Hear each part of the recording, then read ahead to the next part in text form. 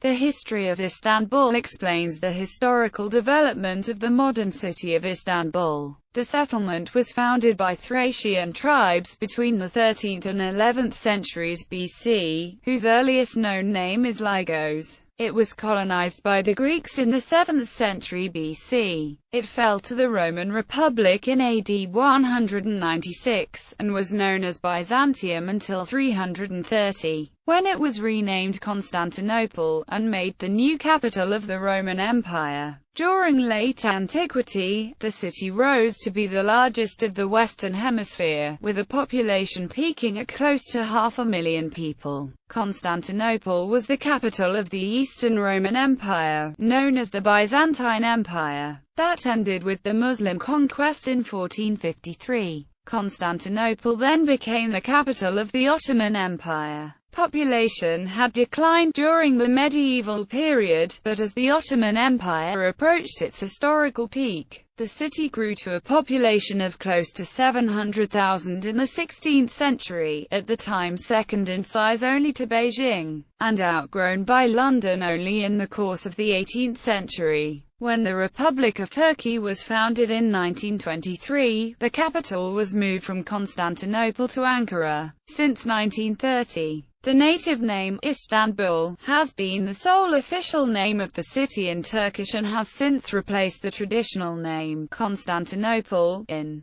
most Western languages as well. Prehistory. Humans have lived in the area now known as Istanbul since at least the Neolithic. The earliest known settlement dates from 6700 BC, discovered in 2008. During the construction works of the Yeni subway station and the Marmaray Tunnel at the historic peninsula on the European side, the first human settlement on the Anatolian side, the Fikirtepe Mound, is from the Copper Age period, with artifacts dating from 5500 to 3500 BC. In nearby Kadıköy, a port settlement dating back to the Phoenicians has been discovered. Lygos. The first name of the city was Lygos according to Pliny the Elder in his historical accounts. It was founded by Thracian tribes between the 13th and 11th centuries BC, along with the neighboring fishing village of Semistra. Only a few walls and substructures belonging to Lygos have survived to date, near the Seraglio Point, where the famous Topkapi Palace now stands.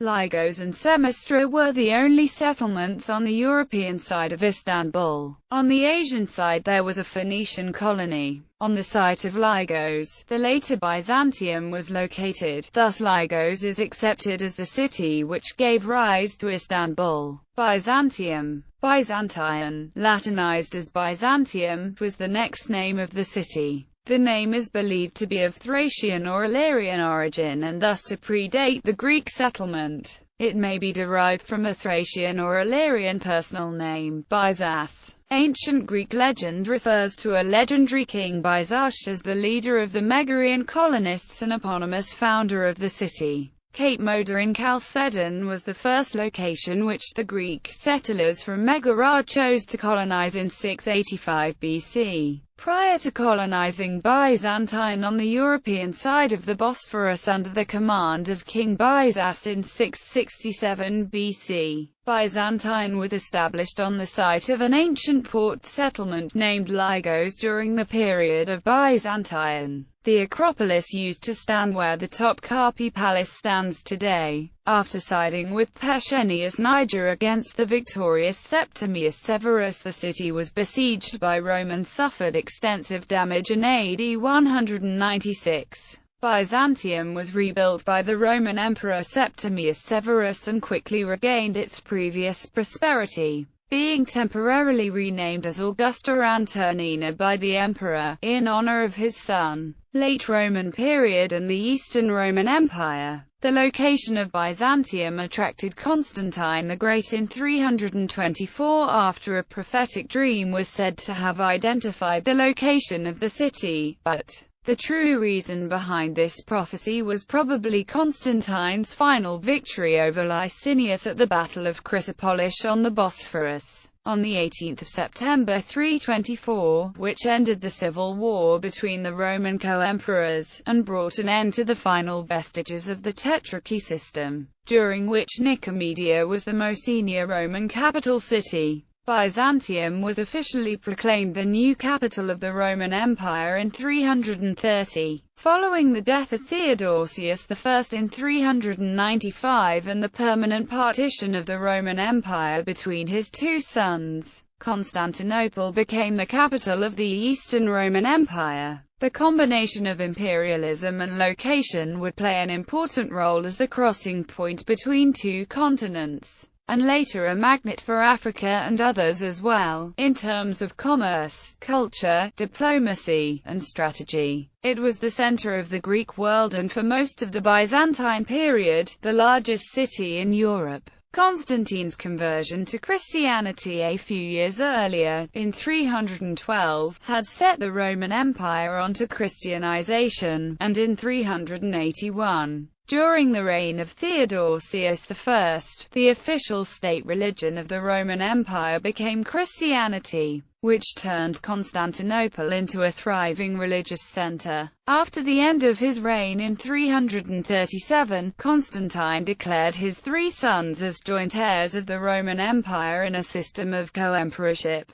Unfortunately, the sons couldn't govern together peacefully and their war-raged rivalry split the empire on the north-south line along the Balkan Peninsula. The territory was officially split in 395 when Theodosius I died, leaving his son Arcadius emperor of the eastern half of the empire and his other son Honorius emperor of the western half. Throughout the 5th century, the western half of the Roman Empire lost most of its power through decline in political, economic and social situations, the last western emperor being deposed by Germanic mercenaries in AD 476. The eastern half, however, was flourishing. According to historians, this flourishing Eastern Roman Empire was then classified as the Byzantine Empire to distinguish it from the Roman Empire. This empire was distinctly Greek in culture, and became the center of Greek Orthodox Christianity after an earlier split with Rome, and was adorned with many magnificent churches, including Hagia Sophia, once the world's largest cathedral, the seat of the Patriarch of Constantinople, spiritual leader of the Eastern Orthodox Church, remains. The most famous Byzantine emperor was Justinian. During his reign he extended the Byzantine Empire to its largest boundaries, spreading from Palestine to the tip of Spain. His other achievements include the famous Hagia Sophia Church and the organized law system called the Codex, which was completed in 534. However, Justinian's reign was the greatest influence of the Byzantine Empire. Starting in the 600s, warfare kept Constantinople's power flip-flopping between decline and progression. Alliance with Europe slowly began to break away from the Byzantine Empire between the 7th–8th centuries, when the Byzantine and Roman churches disagreed on various subjects. However, the distinguishing gap placed between the two churches involved the use of icons in the church. Icons being images of Christian holy people such as Jesus Christ, the Virgin Mary and the saints. To Byzantine Christians were more than representations, they were believed to possess holy power that affected people's daily lives. While many Byzantines worshipped icons, many opposed the icons because they tested the authorities of the emperor. Finally, in 726, Emperor Leo III ordered all icons to be destroyed. The destruction of icons reorganized and reoriented the Byzantine rulers in imperial power. The fierce opposition to icons clashed with the Pope's tolerance of images. The papacy was unwilling to permit sacred images and icons to be destroyed, and this caused eventual separation. Their separation caused hatred between the two churches, and cooperation between the two was a struggle. From around the 9th to 13th centuries, Constantinople developed complex relationships with an emerging and later the largest and most advanced state of that time in Europe, Kiev Rus. Constantinople played a significant role in the Kiev Rus development, culture, and politics. Many of the Kiev princes were married to daughters of the Byzantine emperors, and because of this connection Eastern Europe became Orthodox after it was Christianized by Vladimir the Great of Kiev. However, these relationships were not always friendly. Constantinople was sacked several times over those 400 years by Kiev princes, forcing Constantinople to sign an increasingly favorable treaties for Kiev, the texts of which were preserved in the primary chronicle and other historical documents. Byzantine constantly played Kiev, Poland, Bulgaria, and other European nations of that time against each other. Near 1204 Constantinople began to decline in power because of the failure of the Third Crusade. Self-confident Western Europeans decided to again try to capture the Holy City of Jerusalem in the Fourth Crusade, but this time their plan was to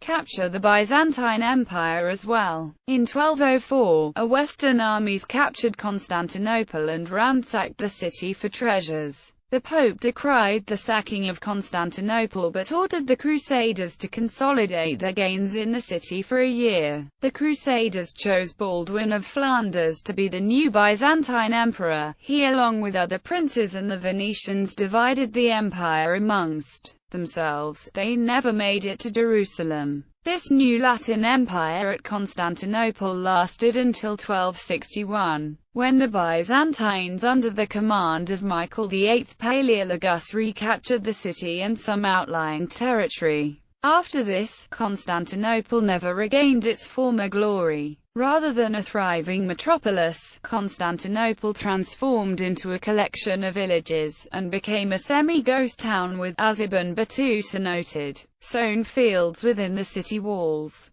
The city by 1453 held less than a tenth of its former population. Ottoman Empire. The city, known alternatively in Ottoman Turkish as Constantine or Istanbul, was the capital of the Ottoman Empire from its conquest in 1453 until the empire's collapse in 1922. Conquest. On 29 May 1453, Sultan Mehmed II, the Conqueror, entered Constantinople after a 53-day siege during which his cannon had torn a huge hole in the walls of Theodosius II. Istanbul became the third capital of the Ottoman Empire. Mehmed had begun the siege on 6 April 1453. He had hired engineers to build cannons and bombs for the occasion. He also acquired scholars and imams to encourage the soldiers. In accordance with Sharia, Mehmed gave the Byzantine Emperor Constantine Palaeologus 3 chances to surrender the city. He guaranteed the safety of the city's residents, with their riches, beliefs and honor. Constantine valiantly refused the offer. After more than a month of fighting, Mehmed advisors were beginning to lose hope. Against their counsel, Mehmed continued to fight. The night before the final assault, he studied previous attempts to take the city to distinguish potentially successful approaches. On the morning of 29 May 1453, the Sultan ordered adhan. This was not a regular prayer session for religious reasons but rather a scare tactic. The sight of the entire Ottoman army getting on their knees to pray provided an intimidating display of unity to the Byzantine forces designed to overcome their minds before their bodies. Once the fighting started, it went on for 48 days. The wall was beginning to collapse when Constantine sent a letter to the Pope asking for help. In response, the Pope sent 5 ships full of reinforcements, weapons and supplies. Another defense tactic involved Constantine blocking off the ports so that the Ottoman army could not get ships into it. Mehmed had his people pave a path from oil tree branches in order to bring 80 ships overland, and placed him into the gulf behind the enemy ships. The Ottoman ships burnt the Byzantine ones in a naval battle. Since the Byzantine army was still holding on after this defeat, the Sultan thought it was time to set up his secret weapon, a huge mobile tower. This tower could hold many soldiers who could be at the same level as the walls of the city, making it easier for them to break into Constantinople. The first group of Ottomans who entered the city were killed almost immediately, with the effect that the other Muslims began to retreat. Witnessing this, the Sultan encouraged his soldiers. Soon after the Sultan's encouragement, the Muslims broke the wall in 2 places and entered the city. In a last attempt to protect it, Constantine attacked the enemy sword raised, however he was defeated and killed. Finally, Constantinople was under Ottoman rule. Mehmed entered Constantinople through what is now known as the Topkapi Gate. He immediately rode his horse to the Hagia Sophia, which he ordered to be sacked. He ordered that an imam meet him there in order to chant the Muslim creed. I testify that there is no God but Allah. I testify that Muhammad is the prophet of Allah. This turned the Greek cathedral into a Turkish mosque, solidifying Turkish rule in Constantinople. Mehmed ordered the city to be plundered for 3 days. During this time, widespread persecution of the city's civilian inhabitants took place, resulting in thousands of casualties, rapes and forced deportations. Following the sack, Mehmed's main concern with Constantinople had to do with rebuilding the city's defenses and repopulation. Building projects were commenced immediately after the conquest, which included the repair of the walls, construction of the citadel, and building a new palace. Mehmed issued orders across his empire that Muslims, Christians, and Jews should resettle the city. He demanded that 5,000 households needed to be deported to Constantinople by September, imperial capital. By 1459, the Sultan dedicated a lot of energy to bringing prosperity to Constantinople. In several quarters of the city, pious foundations were created. These areas consisted of a theological college, a school, a public kitchen, and a mosque. In the same year, Mehmed sent out orders that any Greeks who had left Constantinople as slaves or refugees should be allowed to return. These actions led it to become a once again thriving capital city, now of the Ottoman Empire. Suleiman the Magnificent's reign over the Ottoman Empire from 1520 to 1566 was a period of great artistic and architectural achievements. The famous architect Mimar Sinan designed many mosques and other grand buildings in the city, while Ottoman arts of ceramics and calligraphy also flourished. Many tekkes survive to this day, some in the form of mosques while others have become museums such as the Sarai Tekke and the Sunbul Efendian, Ramazan Effendi mosques and turbs in Fatih, the Galata Mevlevianesi in Beyoğlu, the Yahya Effendi Tekke in Beşiktaş, and the Bektazi Tekke in Kadıköy, which now serves Alevi Muslims as a Semevi.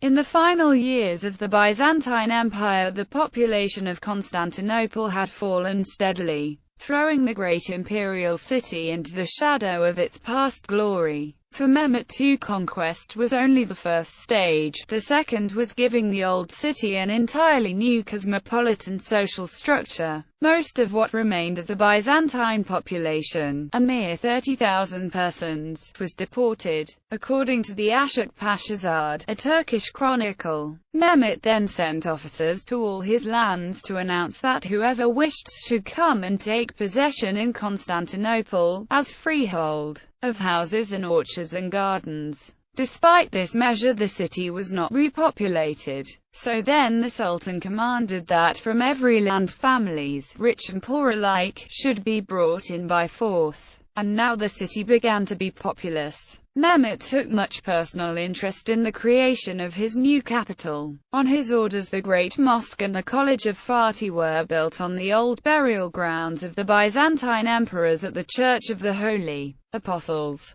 Bit by bit, the great Christian city was transformed into a great Muslim city. Even so, the city was not to be entirely Muslim, at least not until the late 20th century. Slavs, Greeks, Jews and Armenians, all of whose diverse skills were needed, were allowed to settle in a city which was to become known as Al-Impen, a refuge of the universe. According to the census of 1477, there were 9,486 houses occupied by Muslims, 3,743 by Greeks, 1,647 by Jews, 267 by Christians from the Crimea, and 31 Gypsies. Mehmet also re-established Constantinople, as it was still called at that time, as the center of the Orthodox Patriarchate. There was also an Italian community in the area of the Galata Tower. Having surrendered before the fall of the city, Mehmet allowed them to preserve an element of self-government.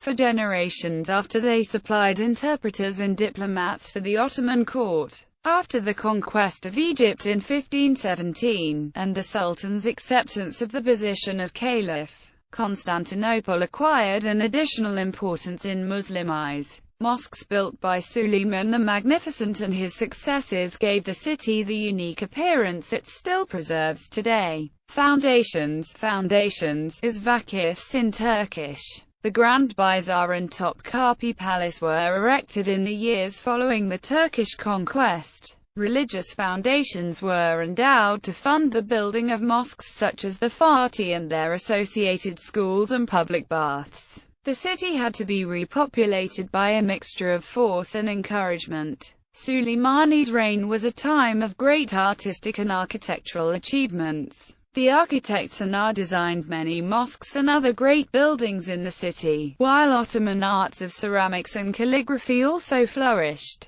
Sufi orders, which were so widespread in the Islamic world and who had many followers who had actively participated in the conquest of the city, came to settle in the capital. During Ottoman times, over 100 tekkes were active in the city alone. Many of these tekkes survive to this day, some in the form of mosques, while others as museums such as the Cerai Tekke in Fatih, the Sunbul Efendi and Ramazan Efendi Mosque, and Turbs also in Fatih, the Galata Mevlevahana in Beyoğlu, the Yahya Efendi Tekke in Beşiktaş, and the Bektashi Tekke in Kadıköy, which now serves the Alevi Muslims as a semi-V. Modernization. As the years passed, the population increased, from about 80,000 at the death of Mehmet, to 300,000 by the 18th century, and 400,000 in 1800. The capital of an empire that stretched across Europe, Asia and Africa, it also became an important diplomatic center, with several foreign embassies. It was only after 1922, following the war between Greece and Turkey, that things really began to change. With the establishment of the new Turkish Republic built on a wave of nationalism, there was a mass exodus of much of the Greek and Armenian population from Istanbul, which had ceased to be the capital.